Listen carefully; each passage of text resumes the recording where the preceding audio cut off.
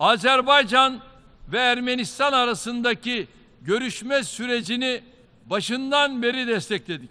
Artık herkesin kabul ettiği gibi Karabağ Azerbaycan toprağıdır. Bunun dışında bir statünün dayatılması asla kabul edilmeyecektir.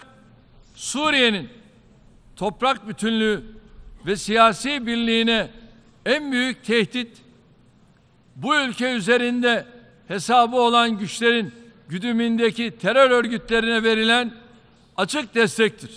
Suriye ve Irak başta olmak üzere Orta Doğu, Kuzey Afrika ve Sahel'de kendi siyasi ve ekonomik çıkarları için DAEŞ ve benzeri örgütleri paravan olarak kullananların riyakarlıklarından bıktık, usandık.